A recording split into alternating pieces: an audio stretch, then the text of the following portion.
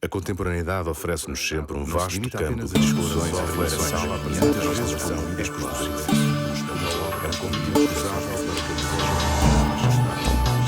É um dos maiores nomes da escultura em Portugal, com um percurso artístico de mais de 50 anos que influenciou muitos outros artistas.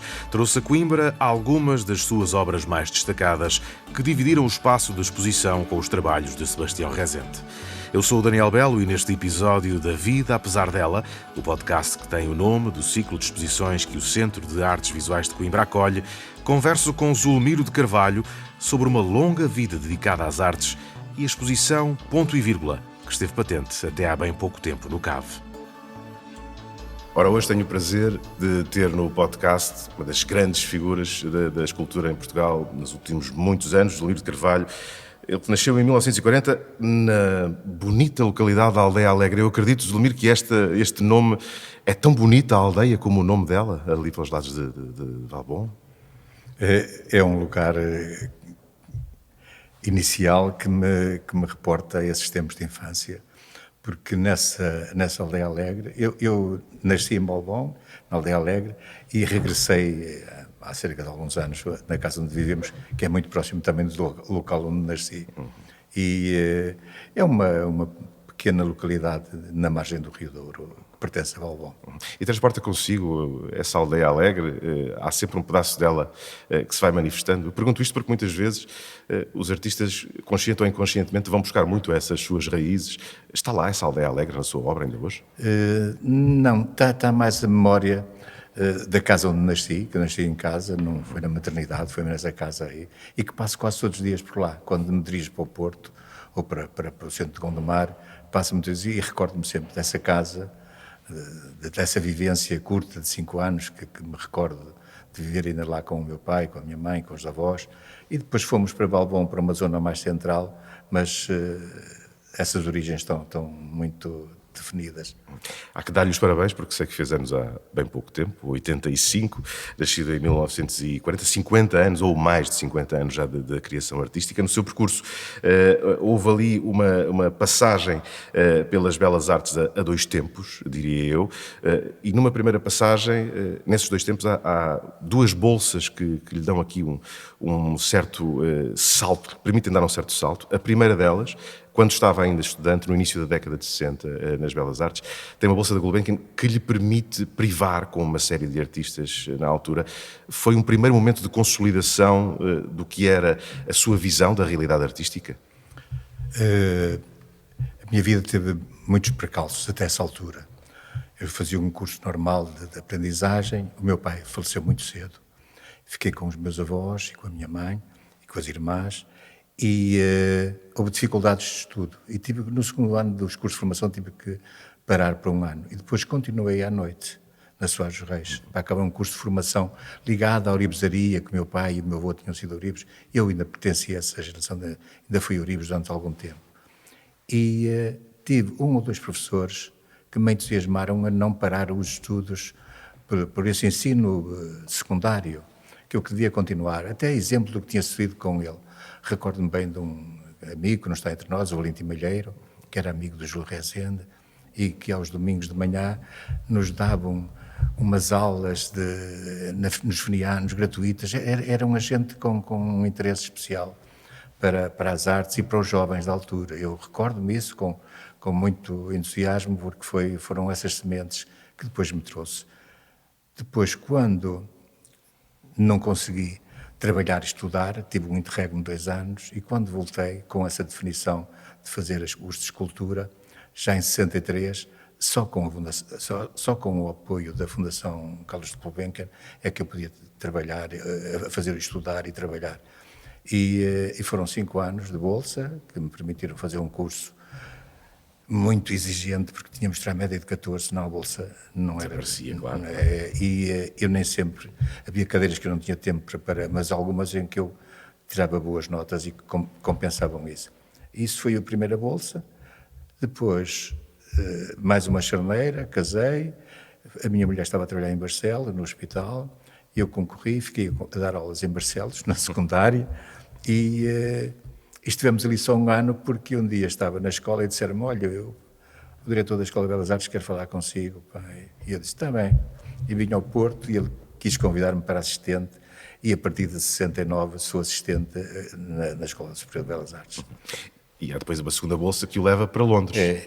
Eu não fui logo quase de imediato porque eu pensava que era muito importante na nossa formação profissional de escultores fazermos uma frequência em Londres, na St. Martin's, onde estava o Philip King, o António Caro, o Ansley, o William Tucker, exatamente. O Tucker, que eu me recordo, gosto muito, que era mais teórico, era um homem que problematizava, mas tinha alguns nomes de jovens, Peter Hyde, em armazéns enormes, olha, um pouco como este espaço assim aberto, expunham, íamos lá fazer conversas sobre os trabalhos que eles expunham. E foi muito importante, esses 2 anos em Londres, porque convivi com jovens escultores ou potenciais escultores de todo o mundo, desde a Austrália, a Turquia. Lembro-me de um que eu gostava de saber o que é feito dele, que partilhávamos um ateliêzinho que tínhamos os dois, onde íamos beber a nossa cerveja, comer uma sanduíche ao meio-dia e falávamos muito, que era o Joe Coates, mas era um inglês que de manhã tinha que ir limpar uns escritórios cá abaixo para arranjar os dinheiros para permanecer em Londres, não é? Nós bolseiros da Fundação Gulbenkian éramos privilegiados, não é?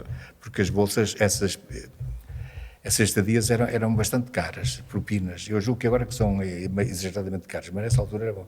Mas foram anos muito importantes.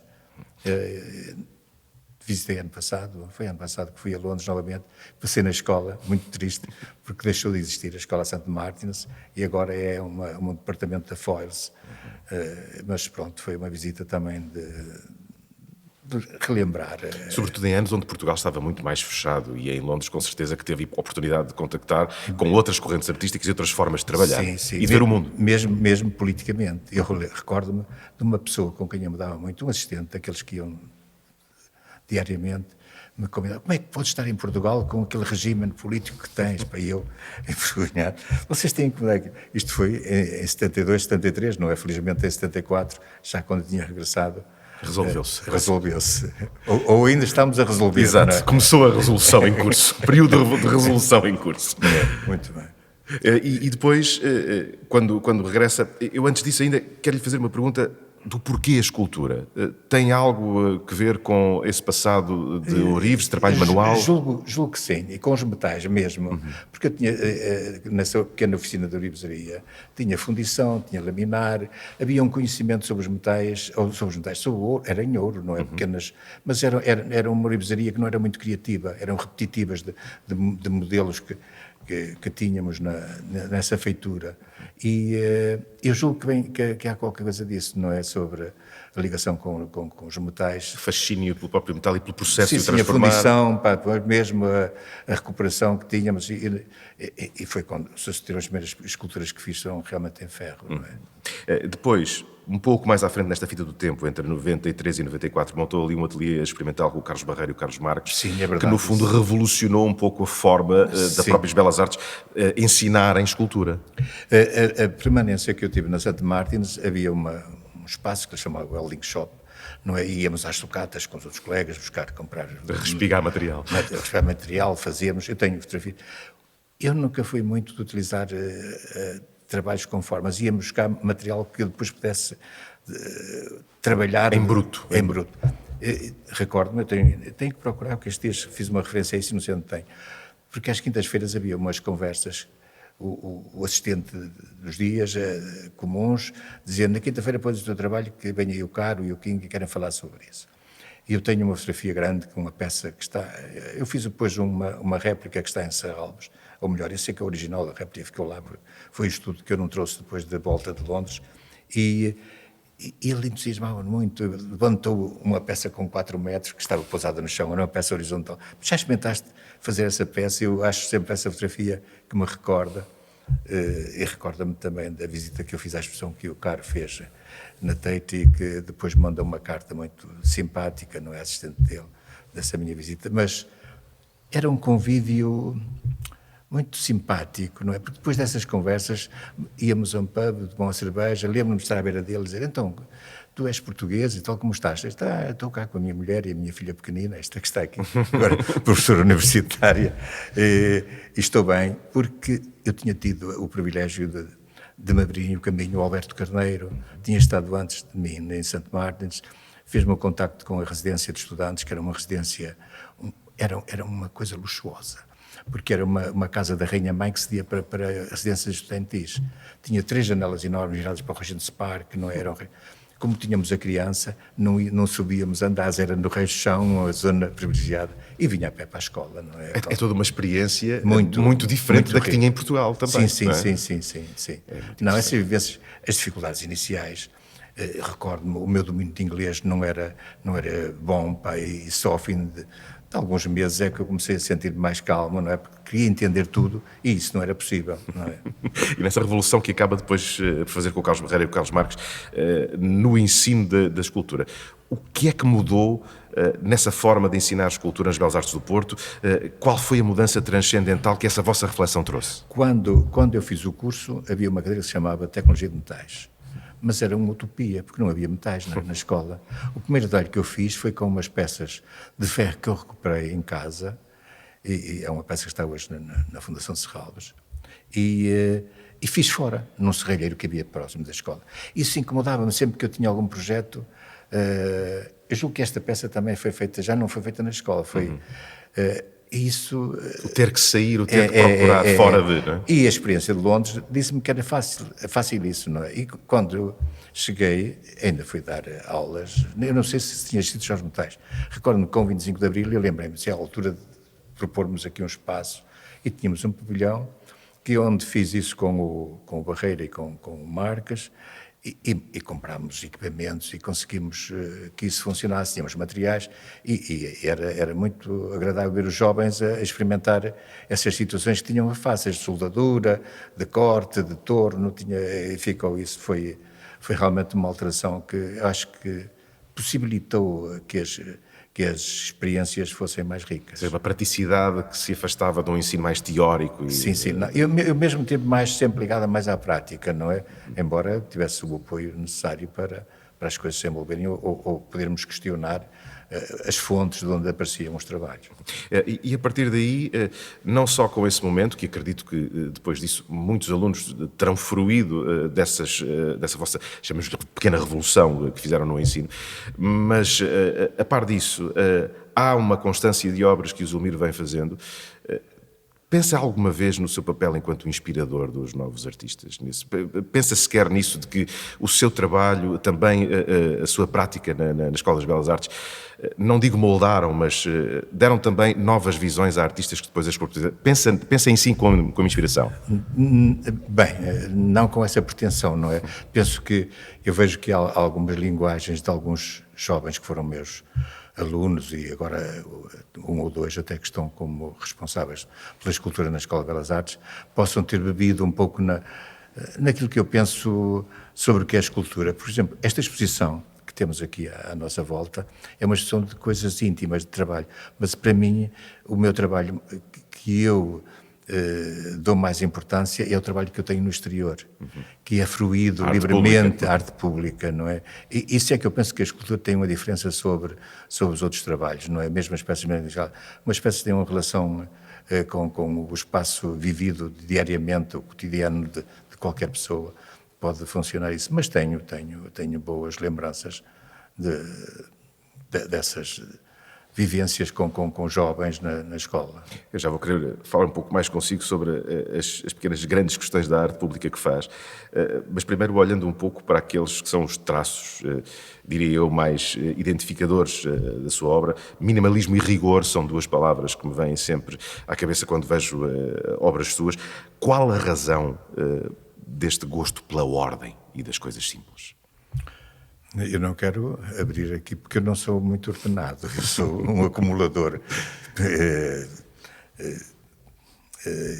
Não sei, há coisas que eu depois não sei onde é que as guardo, mas sou um acumulador nato de compulsivamente vou guardando coisas e acumulando, e que são coisas da minha intimidade que eu quase nunca mostro, nunca vi, e que contrastam com a limpeza ou a ordem que há nestes trabalhos. Eu não sei se uma coisa é para compensar a outra, mas são coisas que nasceram naturalmente.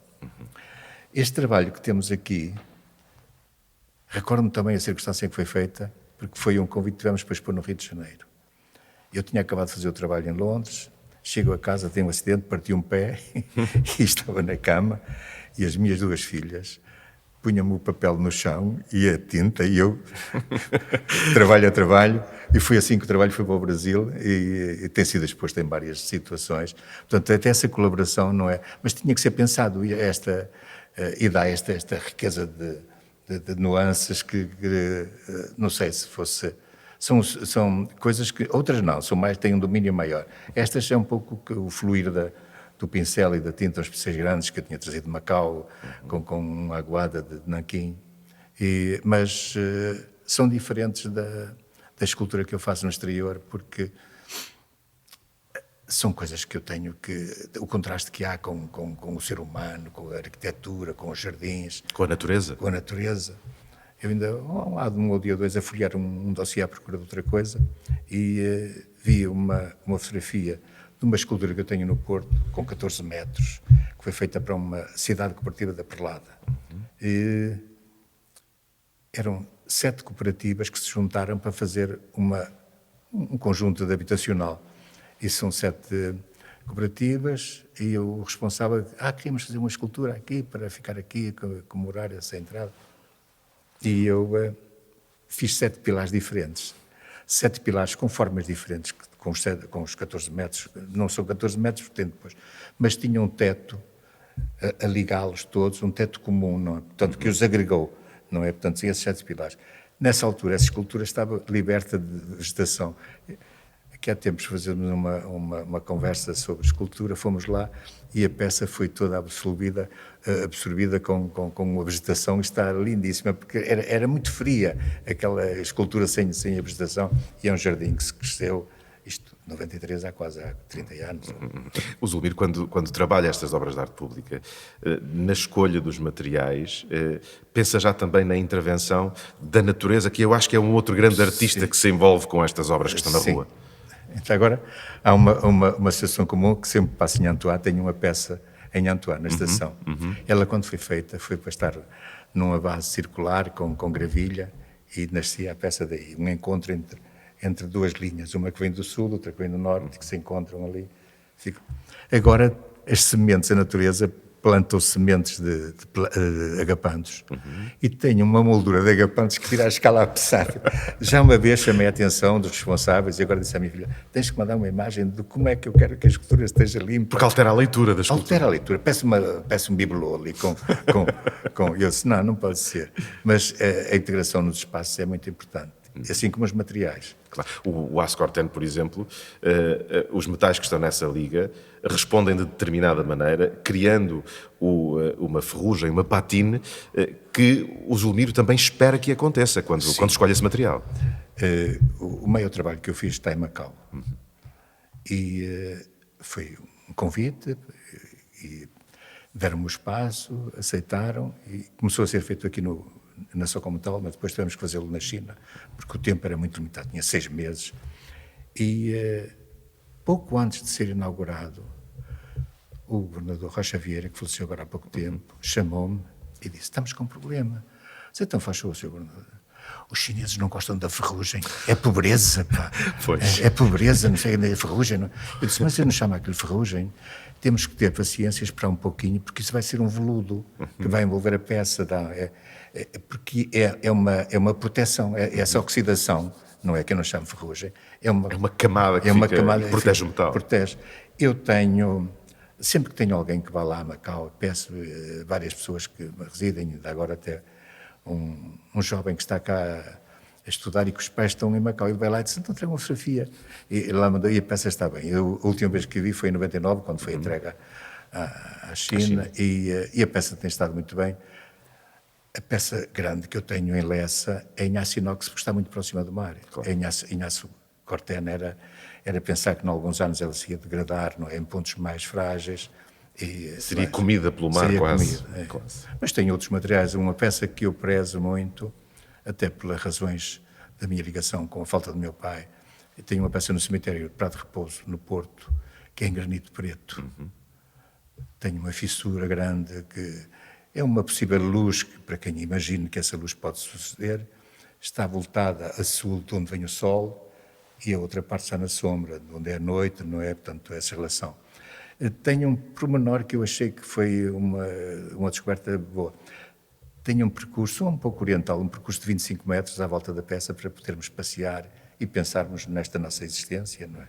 E na nossa passagem por essas vivências com os outros. É interessante dizer isso. Eu, a certa altura, quando ouvia o Miguel Van Ave Peras falar desta exposição e das suas obras, ele dizia que a sua escultura se impõe, tem uma presença quase autoritária, seja por vezes pela escala, no caso das obras de arte pública, seja pelos materiais usados, o granito, o aço, mas ao mesmo tempo o minimalismo que usa confere-lhe muita leveza. Como é que se atinge este equilíbrio entre a monumentalidade e a leveza? É porque realmente para mim as formas têm que ser muito limpas, não é? Eu tenho uma série ainda, porque esta semana estive a mexer nisso, nós fizemos uma viagem que subimos o Rio Douro até a fronteira com a Espanha. Um barco com certos artistas, alguns ainda estão cá, o Martins Correia, o Júlio Rezende, subimos e fomos fazendo desenhos. Eu fiz uma série de desenhos, de apontamentos nessa viagem, que depois se foram limpando. E agora, o último desenho que eu fiz foi uma exposição que foi na Régua, também que eu continuo a chamar de Ouro. Só tem 3 linhas, um pouco como aqueles desenhos que eu mandei para quando expus no Cairo, não é? O Cairo para mim eram as arestas das pirâmides, não é? E eu tentei desenhar bocadinhos das arestas das pirâmides com as várias inclinações que podem ter, mas é um pouco isso. Eu acho que estamos envoltos em tanto ruído, não é? Que as coisas e a natureza, como é muito rica, qualquer intervenção deve ser muito cuidada. É interessante também que, ao mesmo tempo, falava há pouco da luz nessa peça, mas há em muitas peças brechas, linhas que permitem que a peça seja trespassada pela luz, ou seja, a sua peça nunca é um obstáculo. Sim, penso que não. É sempre um portal, digamos assim. Posso vê-la dessa forma? Não. Aquela brincadeira que quando estávamos a estudar na Escola de Belas Artes diziam: como é que defines a escultura? E os pintores malandrecos diziam: são aquelas coisas em que nós tropeçamos quando nos afastamos para ver a pintura, não é? Isso é uma brincadeira que eu acho graça, não é? E tanto dialogar com essa... Mas... E posto isto, gosta mais de projetos de arte pública ou de peças mais pequenas que possam ser expostas em locais como este? É indiferente. O que disse atrás, a arte pública é livre, portanto, eu penso que para mim, não tenho nenhum obstáculo. Tenho feito até agora uns múltiplos em medalhas, que as pessoas também podem possuir essa pequena língua, essa pequena leitura dos trabalhos, mas realmente para mim a escultura e o ar livre é... E na sua arte, na sua escultura, a posteriori há um outro artista que intervém, a natureza, já falámos dele, talvez também as pessoas que andam à volta das esculturas, mas na feitura tem o Zulmiro obrigatoriamente que lidar com uma série de outras pessoas, nunca é um exercício solitário, até porque tem que trabalhar, por exemplo, com a indústria dos metais, quando precisa de grandes placas de aço, ou com a indústria da pedra, quando necessita de um granito polido. Como é que é essa relação de trabalho? Nós, felizmente, temos tido bons profissionais em várias empresas. Em Portugal temos muito boas respostas a essas solicitações, tanto na pedra como na pedra. Eu já há muito tempo que não tenho... A Cooperativa dos Pedreiros era excelente, foi essa a cooperativa que fez o trabalho do cemitério. Mas no aço tinha também um homem que me fez muitos trabalhos em aço inox e agora eu acho que ainda há respostas muito boas. Tenho feito alguns trabalhos. Um trabalho último que fiz agora numa empresa na Maia, que está a fazer trabalhos para um jovem, que era jovem na altura que eu conheci, alemão, que esteve a estagiar na Escola de Belas Artes e que agora na Alemanha, e vem cá fazer os trabalhos dele e depois vão para a Alemanha. O Roberto Schade.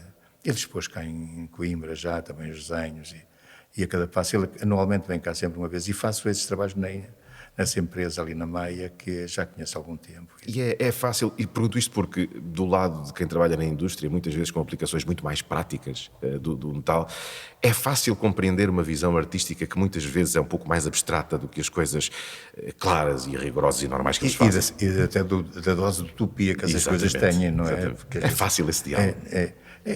Não tenho tido problemas, não é? Às vezes as coisas não resultam bem, porque problemas de sensibilidade têm escalas, não é? Mas isto não está bem, não é essa a escala, não é? Mas de resto, não. Porque a tecnologia agora é muito boa, pá. Alterou-se muito mesmo, até próprias soldaduras, os abrasivos, não é?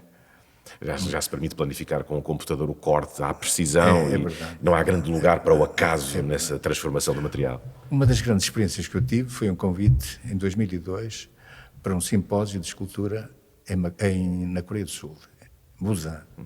Encontramos 20 escultores japoneses, alemães e francês. Eu conto francês já porque isso foi uma experiência riquíssima, não é? Porque nós estávamos instalados, vinha uma carrinha que nos levava para uma zona industrial onde havia um espaço só para fundição, pá, que um japonês fez um trabalho em fundição, pá, muito pesado. Havia outro espaço onde outras tecnologias se faziam. O meu trabalho é um trabalho com 6 metros de altura, acho que sim, uma base em cortene e uma linha metálica de aço inox, que orientei de Oriente para o Ocidente, não é? De um lado do Ocidente, do outro lado do Oriente, na ligação. Essa ligação, esse percurso. E foi uma experiência muito formidável. Sucedeu que eu, até que tínhamos estadias de 4 semanas, eu tive que regressar, ou eu também regressar, e o trabalho só foi instalado posteriormente. Tive um outro convite passado meio dúzia de anos, 6 ou 7 anos, e a pessoa que me convidou, que era a mesma, não era um professor da escola, que esteve aqui, tem um trabalho dele na coleção de Santo Tirso, dos Jardins.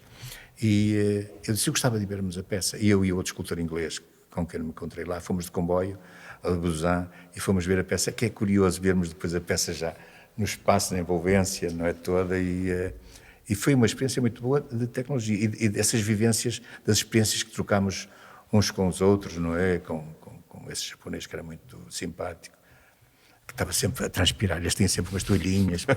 E ele disse, olha, leva esta recordação para ti, lá de vez em quando abre a gaveta, tem lá a toalhinha do Iano, dele se enxugar toda. E depois fomos ver, e tu não dormes nos tatamis? Não, tens cá. Não, isso durmo lá no Japão, aqui, gosto bem caminhar. Ou seja, há que fazer também uma adaptação das coisas. São vivências muito ricas. A história do francês, porque eu vim de lá, quase nenhum álcool, não é? Claro. Pão não existe, não é? Ninguém come pão lá, não é? Daqueles são os legumes e umas coisas, tá? De vez em quando ele dizia, vocês estão um bocadinho, vamos com as massas ali e tal, sentados no chão a comer, pá, eu tinha sempre que encostar uma parede para me encostar, porque eu não conseguia estar. E vinha, mas são experiências. Esse francês levou um queijo francês, e levou um queijo. Chegou lá, pá, o vinho arranjava-se, que era uma bebida com...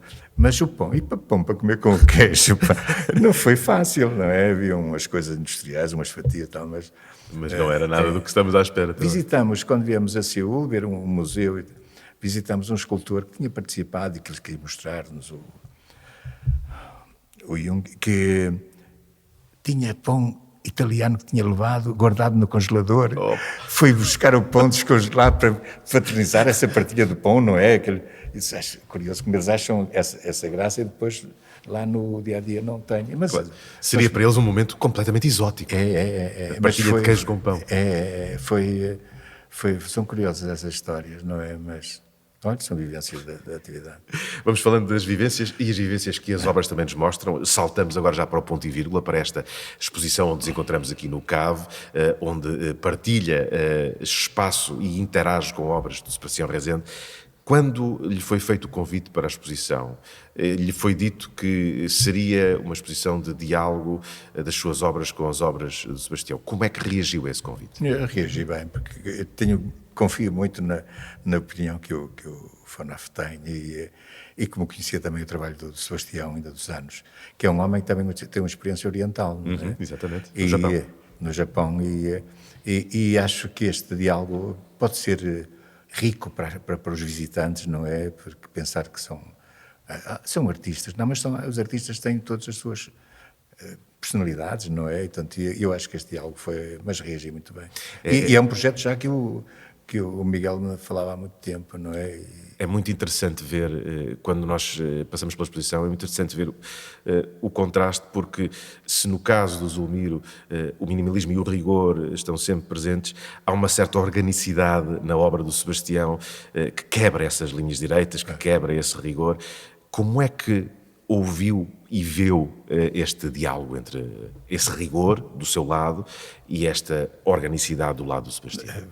Pensando que é uma questão boa para as pessoas poderem interrogar-se, não é? Assim, olha, porque são dois seres diferentes, não é? Portanto, esse diálogo estabelece preços contrários, talvez, mas que se fundem em certas situações. Mas aparentemente podia ser uma conversa que não conseguiria ser tida. Claro. Por ser tão ou diferente. até não fosse tão definida, não é? Houvesse uma indefinição, mas não, as coisas estão... Sabemos bem quais são os trabalhos de Sebastião, sabemos bem quais são os meus trabalhos, portanto, mesmo a leitura faz, eu acho que funciona Com muito harmonia, não há rupturas nessa leitura? Não, acho que não é. Vêem-se que são esses. Vamos ao museu, temos autores diferentes, não é? E podemos até, às vezes, como são expostos mais próximos ou mais afastados, mas eu estou muito feliz com esta exposição. E além das peças de escultura, obviamente temos falado sempre insistentemente na escultura, mas não é a única visão artística que o Zulmiro interpreta. Aliás, chamou-nos a atenção para esta obra que temos aqui ao nosso lado. É muito diferente o processo de pensamento de uma obra, por exemplo, como esta, de uma escultura. Há uma mudança na sua forma de pensar quando trabalha em diferentes suportes e com diferentes materiais? Ou o processo é sempre o mesmo? Não vejo que haja grandes... Há mais uma adaptação ao meio que é preciso utilizar. Quando faço desenhos, agora tenho utilizado até alguns processos mais mecânicos para o desenho e com a escultura, porque a resposta a essa solicitação tem que ser, sei lá, tem de estar de acordo. Há coisas que eu fiz e que quase não as exponho, não dou o interesse que elas poderiam ter se fossem feitas noutra tanta circunstância. Não, parece-me que o processo é idêntico, não é? Tirando o facto deste aqui ter um pé partido e ter necessitado de ajudas da sua filha. Sim. Isso foi um trabalho coletivo, não é? Senão eu não conseguia responder. Eu estava ali com o pé engessado, não é? Nem podia sair. Pedia a um amigo, arranjou-me papel, o Armando Alves, a tinta eu tinha e fizemos isso e resultou a exposição. Este trabalho tem estado em várias exposições. Em Serralves mostraram em Santiço, quando fizeram lá uma exposição desta. Como é que foi o processo de escolha das obras que aqui apresenta? Isso deixei isso ao critério tudo do Miguel. Completamente ao critério do curador. Ele escolheu o que queria e tivemos que pedir 2 obras que estavam em colecionadores. O resto tinha isto Tudo pronto a vir. Tudo pronto a vir. E quando chegou a visitar a exposição na fase de montagem ou veio já com ela completamente montada? Não, estive cá na montagem, não é, da distribuição. Houve polémica ou não? Não. E comigo é difícil haver polémica. Eu acho que as coisas são complicadas já por si, não é? Nós temos que tentar ser-las mais calmas.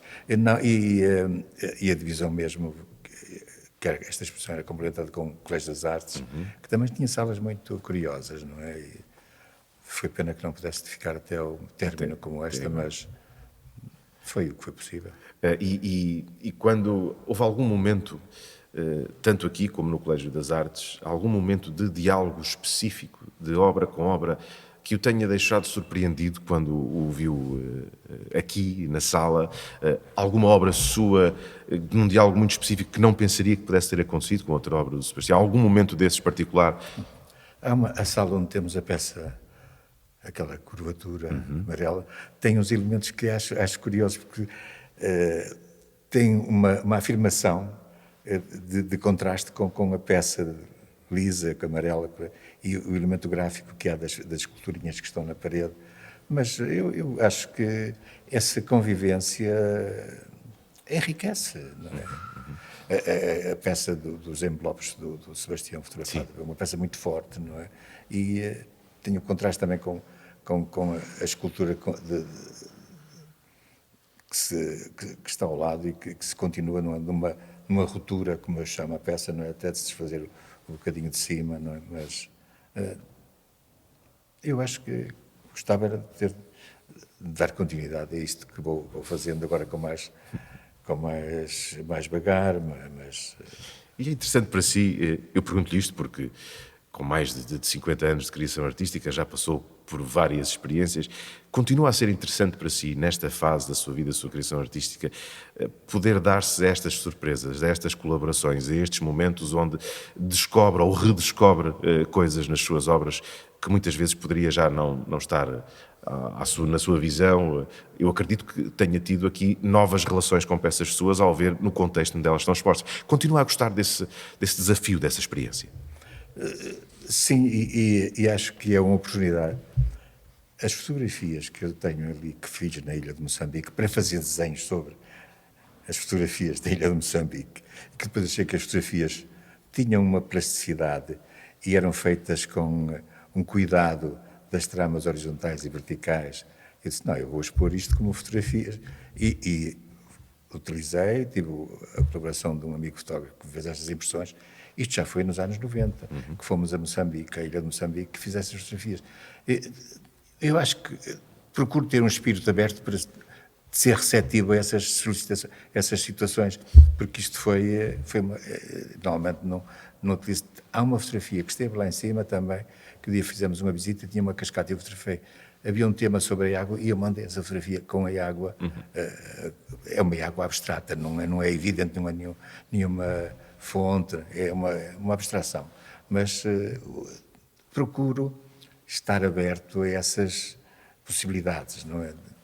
E como é que olha para a criação artística hoje, até porque, como passou durante muitos anos pelo ensino, passaram por si também muitos artistas que hoje expõem, têm obra e têm nome. Como é que vê a evolução da criação artística em Portugal nos últimos anos? A tecnologia trouxe uma variedade de expressões diferentes que não tínhamos até agora, mas mais do que a tecnologia, como é que olha para a nossa realidade artística atual? Eu acho que está muito rica. Tem gente jovem que está a fazer um trabalho muito... um percurso que se vão desenvolvendo, não é que as coisas são muito diferentes do que eram quando eu fui estudante e quando pratiquei escultura, ou pratico, e dos anos anteriores, não é? Eu recordo-me, eu estive ligado na Escola de Belas Artes à organização de exposições extraescolares, que eram as exposições que fazíamos dos trabalhos que contestavam um pouco o que era o ensino artístico, mas fomos sempre muito bem. Tínhamos sempre uma homenagem ao Augusto Gomes, ao Diego Gomes, tínhamos sempre uma pessoa, um patrono para nos abrir essas portas. E isso acho que se vai enriquecendo com essas vivências. E a Escola de Belas Artes acho que está muito bem. Tenho agora uma exposição, perdão, dos 75 anos da passagem de Belas Artes para Superior de Belas Artes.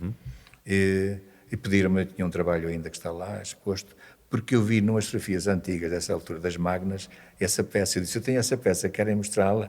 E mais um desenho de uma fase dos 3 que foram expostos no Colégio das Artes. E eu acho que... E tem gente muito interessada, muito nova, muito... com uma vivacidade muito positiva. E é interessante também que, na minha perspectiva, é uma das grandes evoluções do panorama artístico nos últimos, 20, 30 anos, é o aparecimento de locais, de instituições que estão prontas para acolher, têm vontade de acolher estas iniciativas, e ciclos como este, um ciclo de 4 anos, pensado de uma forma mais abrangente, um ciclo que traz artistas como o Zulmiro, respeitados, consolidados, mas também artistas emergentes, novas artistas mulheres. Há que haver este constante desafio, por um lado, nesta pergunta que lhe faço, e por outro, já temos de facto locais e pessoas que conseguem estimular estes desafios artísticos. Entende que é também por aí que o panorama artístico português vai saltando e vai avançando? Sim. Pensando no prestígio que tem aqui o Museu de Serralves, conquistou, não é? Internacionalmente. Claro. Não é? E com a qualidade de expressões que tem realizado lá, eu acho que isso que é uma mais-valia para não só para o Norte, para o país todo. Claro, claro. E o facto também de as pessoas e dos artistas poderem ser influenciados com exposições que de outra maneira não teriam acesso. Claro, claro, claro. É muito interessante ver como é que este mundo de arte se mexe. Zulmiro, agradeço-lhe imenso o tempo que passou aqui, nesta vida apesar dela, neste nosso podcast, tão bem hoje cercados pelas obras. Visitas guiadas ainda temos uma hoje, já não será quando nos ouvirem gravados, mas enfim, a exposição de partilha com o Sebastião Rezende aqui está. Agradeço-lhe imensamente o tempo que nos dispensou para poder falar de si, da sua arte e desta exposição. Muito obrigado. Estou grato, muito obrigado.